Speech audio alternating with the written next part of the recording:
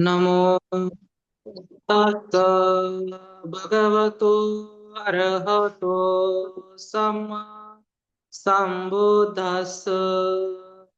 नमो तस् भगवतो अरहतो सम्मा सम्बुद्धस्स। नमो तस् भगवतो अरहतो सम्मा सम्बुद्धस्स।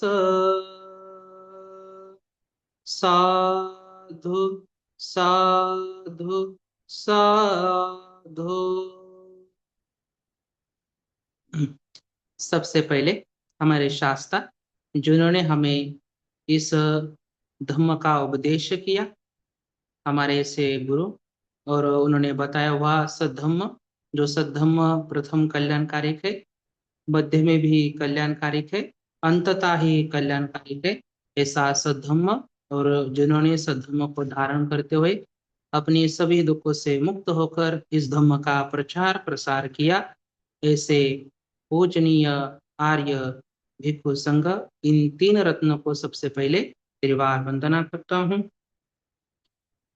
जिनके वजह से ये तीन रत्न प्राप्त हुए, ऐसे परमपिता परम पूज्य बोधिसत्व डॉक्टर बाबा साहेब अम्बेडकर, इनके धम्म क्रांति को भी स्मरण करता हूँ और पुण्यानुमोदन व्यक्त करता हूँ।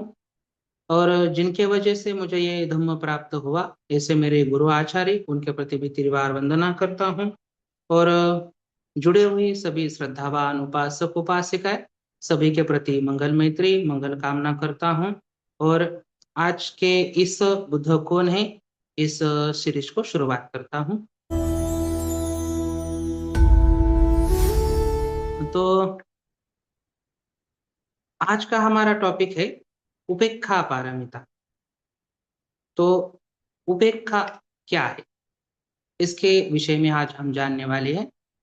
हमने अभी ये आखिरी पारमिता है इस 10 पारमिता से, तो कल हमने अच्छी तरह से समझा होगा भंती जी के माध्यम से, परमानंद भंती जी के मैत्री पारमिता क्या है। तो आज हम देखते हैं उपेक्षा पारमिता क्या है। तो किस तरह से इस उपेक्षा पारमिता का हमारे बोधिसत्व ने किस तरह से पूरा किया है। तो ऐसा कहा जाता है कि उपेक्षा पारमिता एक बहुत बड़ी दुर्लभ चीज है, यानी कि हर कोई व्यक्ति से पूरा नहीं कर सकता। क्यों नहीं कर सकता? क्योंकि उसे पता ही नहीं है कि ये उपेक्षा पारमिता क्या होते हैं। जैसे कि बताया जाता है, उपेक्षा यानी क्या होता है? कंपित न होना, उथलपुथ न होना। किसमें उथलपुथ न होना? हमारे मन में उथलपुथ न होना। तो मन में हमारी केवल शांति ही आनी चाहिए। तो उससे क्या है, ये कितना दुर्लभ है, हर व्यक्ति के मन में शांति बिल्कुल भी नहीं आ सकती। तो उसके मन में बेचैनी होती है, स्थिरता बिल्कुल भी नहीं होती। वो चंचल के वजह से मनुष्य उसके जीवन में कुछ भी अच्छे से व्यतीत नहीं कर पाता, अच्छे से जीवन नहीं जी पाता। तो इतना ये दुर्लभ है, यानी कि उपेक्षा पारमिता को पाना इतना सरल नहीं है। जिस व्यक्ति ने ये जान लिया, अच्छी तरह से समझ भी लिया कि जैसे कि वो सोचता है कि यहाँ पर वर्णन आया है, जैसे कि पहाड़ों के बीच में, जैसे कि बड़े बड़े पहाड़ होते हैं, उस पहाड़ के बीच में जैसे एक शीतल जल होता है, वो वहां पर एक जल में कितनी भी तूफान आ जाए, कितनी भी हवा वगैरह आ जाए, तो पानी बिल्कुल भी हिलता नहीं है, स्थिर रहता है। उसी तरह हमारे मन को भी स्थिर होना जरूरी है। जैसे कि कोई जल में हमारा प्रतिबिंब दिखना है, तो जैसे जल भी गंदा नहीं होना चाहिए, जल का भी क्या है, उथल पुथल नहीं होना चाहिए, जल एकदम स्थिर होना चाहिए। तभी उसमें क्या, हमारा प्रतिबिंब हम देख सकते हैं। उसी तरह से हमारा मन भी जो है, उसमें हमें स्थिरता जरूरी है। अगर स्थिरता नहीं है, तो हम उपेक्षा पारमिता को अच्छी तरह से पूरा नहीं कर पाएंगे। तो जो व्यक्ति स्थिरता को अच्छी तरह से जान लेता है, तो उसके जीवन में शांति आती है और इसके गुणों को संवर किया जाता है, उस गुण को बढ़ता ही जाता है। और इस गुण बढ़ने से उसके जीवन में जो कुछ भी उसने जो सोचा है, जो प्राप्त करने वाला है, वो सभी प्राप्त होते हैं। तो इसलिए इस जीवन में भी इस उपेक्षा पारमिता को अच्छी तरह समझते हुए, जैसे कि बताया जाता है, इस उपेक्षा पारमिता को पूरा करने के लिए जो कुछ 8 लोक धर्म है, यानी कि पुट्टस्स लोक धम्मे चित्तन यसान कंपति, जो 8 लोक धर्म है उससे हमारा चित्त कभी भी कंपित नहीं होना चाहिए, स्थिर होना चाहिए। और वो जो 8 लोक धर्म क्या है, तो यश है, अपयश है, निंदा है, प्रशंसा है, सुख है, दुख है, लाभ है, हानि है। तो ये जो 8 लोक धर्म है उससे हमारा मन स्थिर होना जरूरी है। और अगर स्थिर मन होगा तभी हमारे क्या होती है, ये पारमिताएं पूरी हो सकती है। तो अच्छी तरह से बोधिसत्व ने ये जान लिया कि मुझे अगर ये पारमिता पूरी करनी है तो मेरे जीवन में कितना भी सुख क्यों ना है, तो मुझे हर्ष उल्लास करना नहीं है, बड़ा ही उसको आनंद से बिताना नहीं है, समता में रहना है। इतना भी दुख आए तो रोना नहीं है, उसे भी क्या करना है, समता में रखना है ना। तो ज्यादा आनंद आए तो ज्यादा उल्लास कर लिया, ज्यादा अच्छाई से उसको अनुभव कर लिया, बहुत बड़ा सुख से जी लिया। और दुख दुख आया जब ज्यादा रो लिया, तो ये पारमिता हमारी पूरी नहीं हो सकती। तो इसको अच्छी तरह से समझना है कि जितना भी हमारे जीवन में दुख आएगा तो उस दुख को बिल्कुल रोना नहीं है, उसको पश्चाताप की तरह जीना बिल्कुल भी नहीं है। दुख आया है तो आया है, उसका कारण है आना, तो आएगा ही, मैं उसको देखूंगा और समता भाव से देखूंगा, बिना अपने मन को चंचल किए, बिना अच्छी तरह से इसको देख लूंगा। तो इसी प्रकार हमने बोधिसत्व ने जान लिया कि बिना विलाप किए, बिना रोए धोए मध्यम मार्ग को चुनना होगा, सुख दुख के बीच उपेक्षा का अभ्यास करना होगा, सुख दुख के बीच। और इसी तरह से वो गहरी इसको चिंतन करने लगे, किस तरह से पूरा करना है, किस तरह से नहीं ना। तो उन्होंने अच्छी तरह से जान लिया कि मन को स्थिर करना जरूरी है इस लोक धर्म में। तो आने को जन्म में भी इन्होंने इस पारमिता को पूरा करने कितनी स्थिरता दिखाई है, बिल्कुल भी अपने मन में चंचलता नहीं आने दी, सभी के प्रति अनुकंपा दिखाते हुए सभी के प्रति मैत्री ही उन्होंने की है।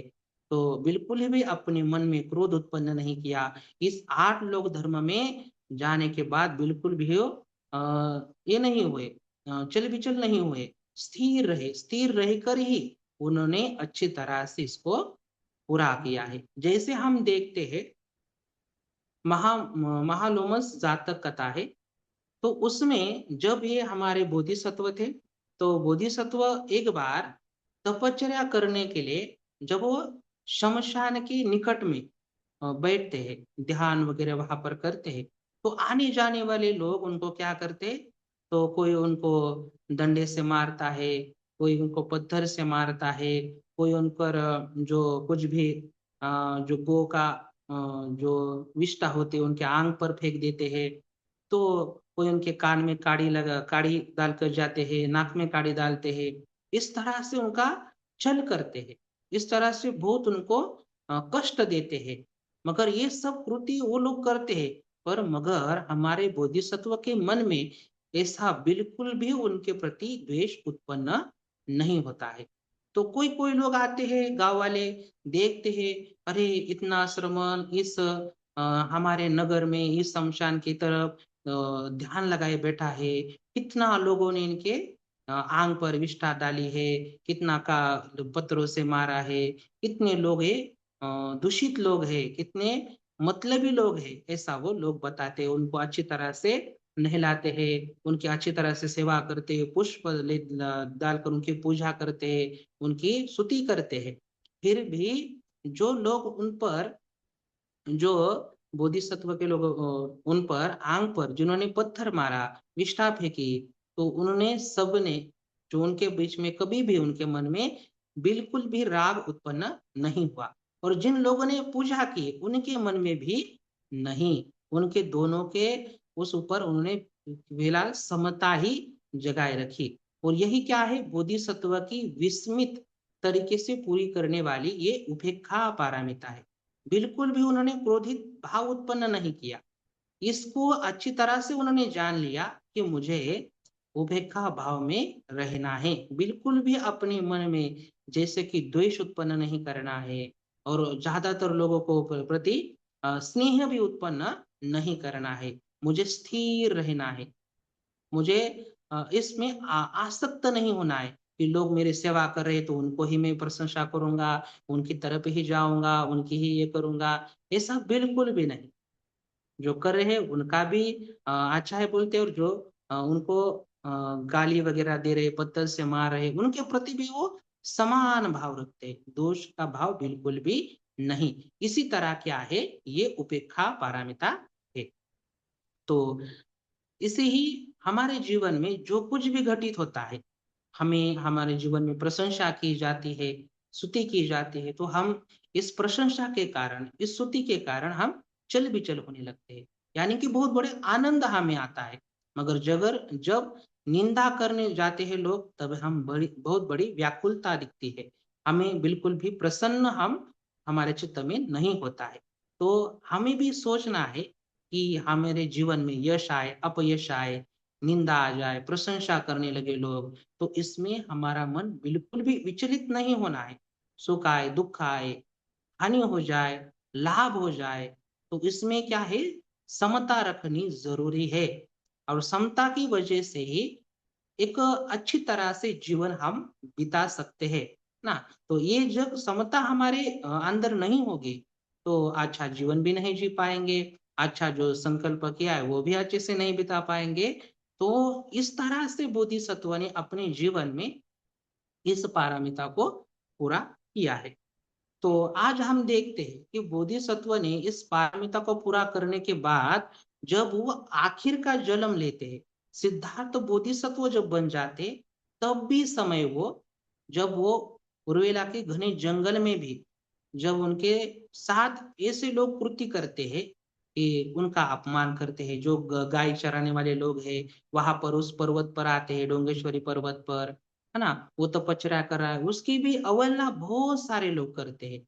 बहुत सारे लोग उनकी पूजा भी करते हैं, और बहुत सारे लोग उनको गाली भी देते हैं कि हमारे नगर में कौन आ गया, इसको भगाओ यहाँ से, ऐसा शब्द ही बोलते हैं, अपमान भी करते हैं। मगर बोधिसत्व उनके प्रति कुछ भी अपने मन में ऐसा दूषित भाव नहीं रखते, समता ही रखते हैं ना। तो इस तरह इस उपेक्षा पारमिता को हम अच्छी तरह से समझाए जाए तो बहुत सारी जातक कथा है, और तो जातक कथाओं से हम समझ सकते हैं।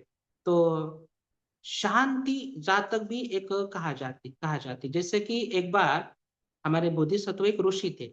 तो उस वन में एक बार वो ध्यान लगा के बैठ रहे थे, तब वहां पर एक राजा आया। तो राजा वहां पर अपनी रानियों के साथ विचरण कर रहा था, विश्राम कर रहा था। तब उसको आंख लग गई, और आंख लगने के बाद वो उनकी जो रानियां हैं, वो रानियां उस तपस्वी को देख लेती है। उस तपस्वी को देखने के बाद उस तरफ जाती है, और उस तरफ जाने के बाद वो तपस्वी के निकट आकर बैठती है, और तपस्वी उनको धर्म उपदेश करते हैं। तो राजा यहाँ पर निद्रा से उठ जाता है। उठने के बाद वो अपनी रानी को देखता है कि रानी कहाँ चली गई, किधर गई। ऐसा ढूंढते हुए वो तपस्वी के पास कुछ तो भी सुन रहे ऐसा उनको दिखाई देता है। तो वहां पर वो राजा आते हैं, राजा बताते हैं, ऋषि को पूछते हैं कि तुम कौन हो। तो बताता है, मैं शांति, शांति मेरा नाम है ना। तो शांति जातक में उनका नाम ही है। तो उनका नाम से पूछते हैं कि क्या आप करते हैं। तो मैं शांति पूर्वक मेरा निवास करता हूँ, शांति का उपदेश करता हूँ। तो राजा बोलता है, कहाँ तक आपकी शांति है, तो हमें देखना जरूरी है। तो राजा अपने सभी सैनिकों को बुलाता है, बुलाने के बाद उनको पकड़ता है, और बहुत बड़े उनको दंड देता है। जैसे उनके हाथ पैर काटता है ना, सभी नसों को उनको छीलता है।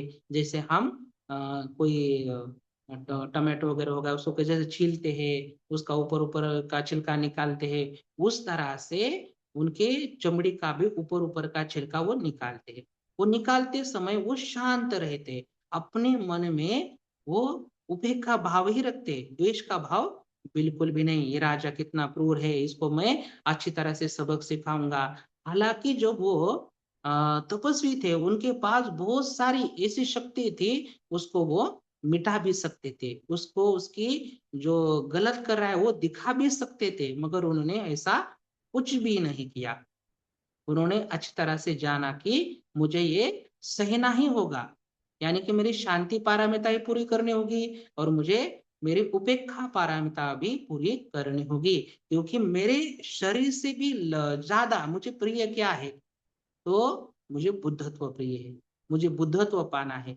बुद्धत्व कोई सामान्य बात नहीं है, इसको पाने के लिए बोधिसत्व ने बहुत परिश्रम किया है, बहुत बलिदान उन्होंने दिए है ना। एक जन्म नहीं तो अनेकों अनेकों जन्म, है ना, इतना जन्म उन्होंने ये दुख से सहा है, इतना दुख उन्होंने झेला है।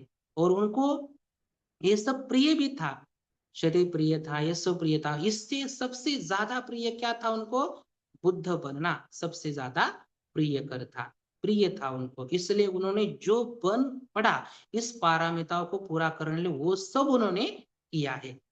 तो ये 10 पारमिताओं में से जो उपेक्षा पारमिता है वो सबसे क्या होती है, जुड़ी होती है। जैसे कि हम दान देते हैं, तो दान देते समय में जब कोई हमें बताता है इतना क्यों दान दे रहे हो, तो हमारे मन में फिर चलता उत्पन्न होती है, अगर ये दान दे दूंगा तो मेरा खत्म होगा, ये दान देना अच्छी बात नहीं है, तो फिर वो दान अपना फिर अपने रख देता है। मगर बोधिसत्व ऐसा बिल्कुल भी नहीं करते, अपने मन को स्थिरता रखते हैं, कुछ भी दान दे रहे, इतनी बड़ी वैभव, इतना बड़ा राजपाट, अपनी कीर्ति को दान दे रहे हैं, तो मन में केवल प्रशंसा ही रखते हैं, बिल्कुल चल विचल नहीं होते। और ऐसा मन में प्रसन्न भाव रखते हुए ही वो क्या करते हैं, दान देते हैं। उसी तरह शील भी पालन करते, प्रसन्नता होकर ही ना। तो उसी तरह से वीर्य पारमिता भी पूरे करते, अधिष्ठान पारमिता पूरे करते, मन का संतुलन ना बिगड़ते हुए, स्थिर रहते हुए, समता में रहते हुए उन्होंने सभी इस पारमिताओं को इस उपेक्षा भाव से ही क्या किया है, पूरा किया है। इसको अच्छी तरह से उन्होंने जान लिया था कि मुझे हर समय में भी अपने मन को चल विचल नहीं होना देना है, स्थिर रहना है, और स्थिर रहते ही मेरे सभी क्या होगी, पारमिताएं पूरी होगी। जैसे कि और देखी जाए तो शिबी जातक करके जब हमारे बोधिसत्व राजा थे, शिबी नाम के राजा थे, उस राज परिवार में जब वो बहुत सारे दयालु थे, बहुत लोगों पे अनुकंपा करते थे, प्रेम दिखाते थे, उस समय क्या हुआ, एक कबूतर था, उन कबूतर वहां पर उनके आश्रय में आ गया, और उनके पीछे था एक बाज, यानी कि पक्षी, जो शिकार करता है, जो सर्प वगैरह सबका शिकार करता है, वो पक्षी सबसे आकाश में उड़ने वाला, वो वहां पर उस कबूतर का शिकार करने के लिए आया था। तो आता है, उस राजा को बताता है कि ये मेरा भोजन है, ये मेरा शिकार है, आप इसे नहीं ले सकते, इसके आपको मुझे देना होगा। तो राजा बताते नहीं, ये मेरा शरण में आया है, मैं इसको तुम्हें नहीं दे सकता। तो वो बाज कहता है, मगर ये मेरा भोजन है, अगर मैं इसे नहीं मारूंगा तो मैं खाऊंगा क्या। तो बोधिसत्व कहते हैं, ठीक है, मैं क्या करूंगा, इस कबूतर का जो भी क्या उसके मांस है, उसका जो भी कुछ उस पे शरीर पर मांस होगा, जिसका भी उतना वजन होगा, तो मेरे सिर का मैं क्या करूंगा, मेरे पूरे शरीर का मेरा मांस उसे तुम्हें दे दूंगा। एक तराजू मंगवा दिया जाता है, उस तराजू में एक तरफ कबूतर को रखा दिया जाता है, और बोधिसत्व अपनी यातना सहन करते हुए अपनी एक एक मांस को ऐसे छीलते हैं, और छीलने के बाद, काटने के बाद उस तराजू पर रखते हैं, उस तराजू पर रखते हैं, और बहुत सारा मांस रख देते हैं, मगर उस कबूतर का जो उधर का जो भारी हिस्सा है वही भारी होता है, ऊपर उठता ही नहीं, क्योंकि ऐसा कहा जाता है जो देवता लोग है, वो उनकी देवता लोग परीक्षा लेते हैं, तो कितना मांस वो दे सकते हैं, इसके लिए वो क्या करते, कबूतर का ज्यादा भारी हिस्सा रख देते हैं, और अपने शरीर का पूरा मांस निकालते निकालते बोधिसत्व का कुछ भी शिल्लक नहीं होता, पूरा शरीर, जो पैर का, हाथ का, पेट का पूरा मांस वहां पर रख देते हैं, मगर कबूतर का बिल्कुल भी ऊपर नहीं उठता। फिर क्या करते, उस तराजू में खुद जाकर बैठते, तभी वो क्या होता है, उड़ जाता है। देखिए एक बाज, छोटा सा पक्षी, अगर उसको हमें कुछ भी नहीं देना है तो उसको हम मार भी सकते हैं, हमारे पास शस्त्र है, हमारे पास कुछ भी कर हम उसे मार कर दे सकते हैं, उसकी इच्छा पूरी नहीं कर सकते, ऐसा भी हम कर सकते हैं। मगर हमारे बोधिसत्व एक बाज की भूख मिटाने के लिए, उसको उस शिकारी ना करने के लिए क्या करते हैं, खूब स्नेहता पूर्वक अपने शरीर का पूरा मांस वहां पर दे देते हैं। जब वो देवता लोग देखते हैं कि इनकी पारमिता पूरा करने की कोई भी सीमा नहीं है, हम देख सकते हैं कोई सीमा तक दान दे सकते हैं, कुछ सीमा तक हम अपना मांस भी देते हैं, रक्त देते हैं, मगर उस सीमा से परे जाने के बाद कोई भी ज्यादातर प्रयास नहीं कर पाता कि ये दे दूंगा वो कर दूंगा, उसका उसका प्रयास वहां पर खत्म हो जाता है। मगर बोधिसत्व उससे परे जाते हैं, अगर खुद की जान भी देना पड़े तो भी क्या करते हो, दे देते हैं, है ना। इस तरह से क्या किया उन्होंने, अपना पूरा शरीर वहां पर दे दिया। फिर क्या करते, देवता वहां पर आते हैं, उनकी देखिए प्रसन्न, ये कार्य देखकर बहुत प्रसन्न हो जाते हैं, बहुत उस पे हर्ष उल्लास हो जाता है कि एक व्यक्ति हर सीमा से परे जाता है, और हर सीमा से परे जाकर ऐसी पारमिता पूरा करता है कि उसकी कोई किसी व्यक्ति के साथ तुलना भी नहीं की जा सकती, इस तरह से वो पारमिता पूरा करता है। ये कोई साधारण बात नहीं है, खुद का शरीर का मांस दान देना, अपनी सब सब वस्तु का दान देना, ये कोई साधारण वस्तु नहीं है, साधारण चीज नहीं है ना, सोचने वाली भी बात नहीं है, बहुत बड़ी ये परे जाने वाली क्या है, बात है। तो उस आते देवता आते, उनके प्रसन्न होकर उनका फिर वैसा का वैसा शरीर वहां पर बनाते हैं, ऐसा कहा है।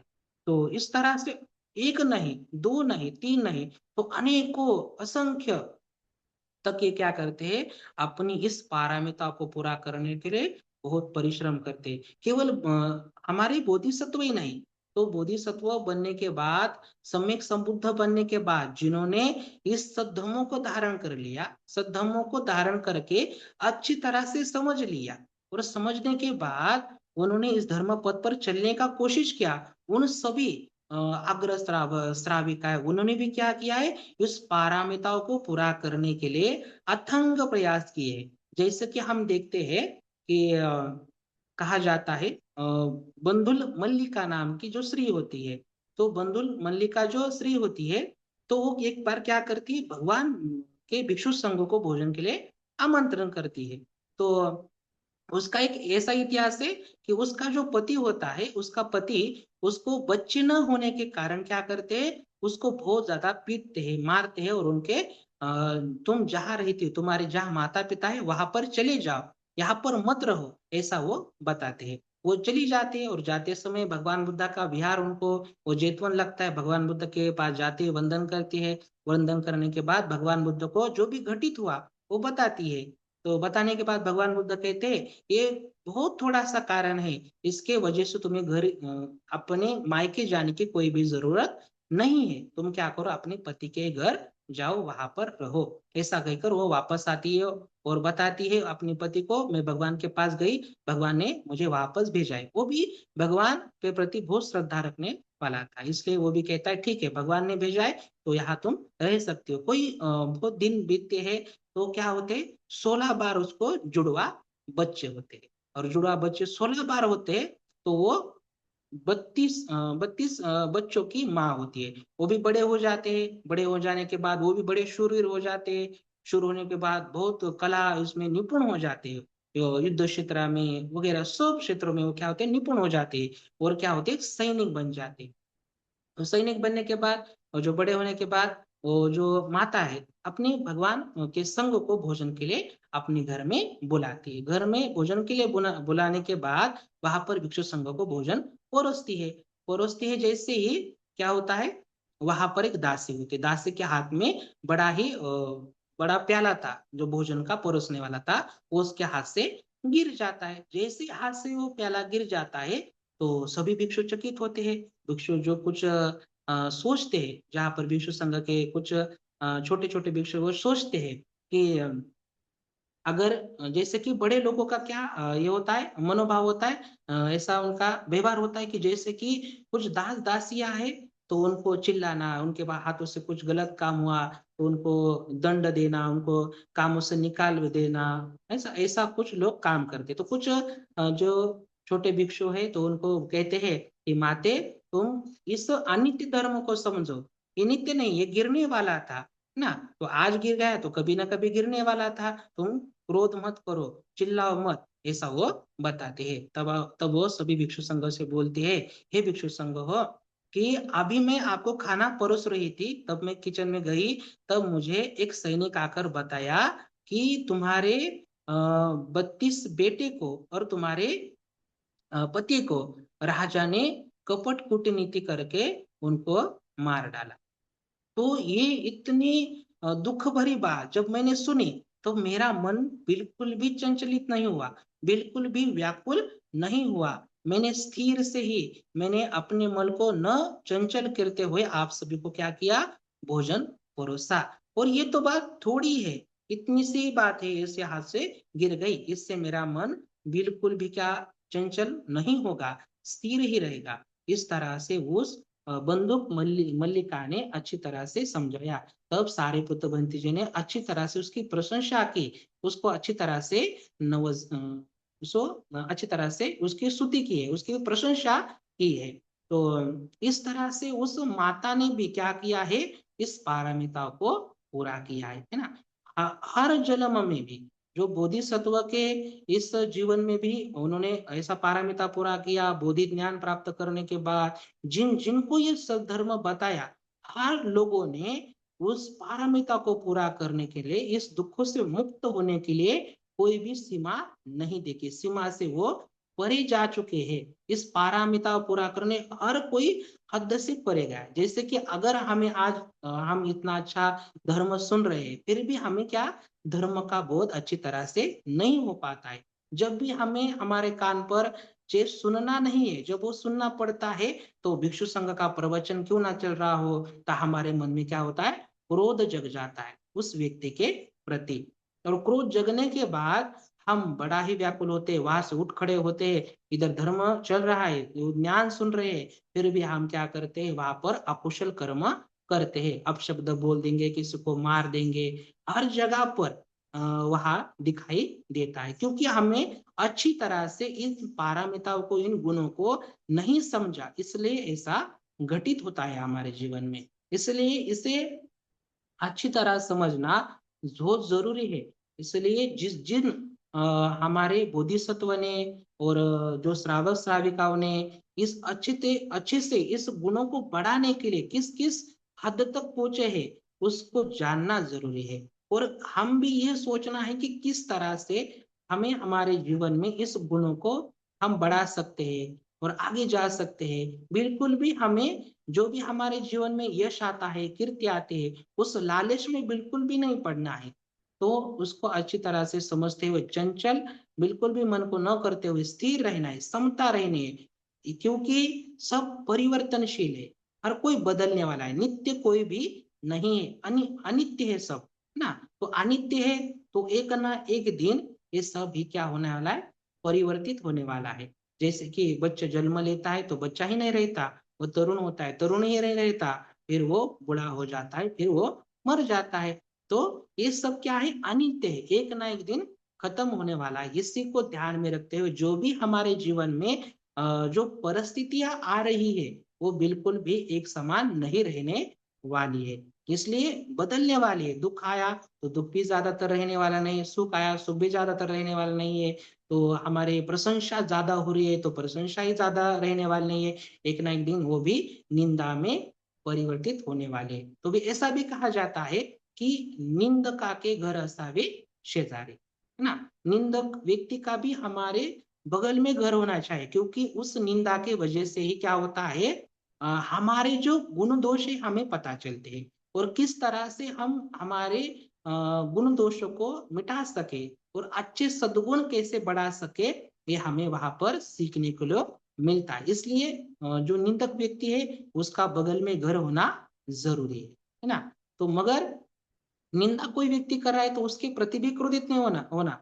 अगर जानना है, समझना है, अरे ये व्यक्ति मेरे बारे में जो कुछ बात कर रहा है, सच में मैं ऐसा हूँ क्या? सच में ऐसा मैं कृति करता हूँ या नहीं करता? ये सोचते हुए अपने जो अवगुणों को है उसको निकाल कर गुणों को बढ़ाने के लिए प्रेरणा जगानी जरूरी है। द्वेष भाव जगाना बिल्कुल भी नहीं है, अच्छा नहीं है, क्योंकि इससे ही हमारे जीवन में दुख ज्यादातर आता है। और इसलिए हमें जितना भी लाभ होता है तो अलाभ भी जरूर होगा, अपनी हानि भी जरूर होगी। इसलिए लाभ होना है तो सद्धर्म का लाभ अच्छा है, अपने आरोग्य का लाभ अच्छा है, सत्पुरुषों का संगति करना लाभ अच्छा है। इस लाभ में ही हमें क्या होना है, रहना है, इसको ही क्या है, बढ़ाना है। इसलिए हमारा जीवन में समतोलता, हमारे जीवन में जो कुछ भी दुख आता है, सुख आता है, बिल्कुल भी उसमें हिचकिचाना नहीं है, स्थिर होना जरूरी है। इसलिए इस सद्धर्मों को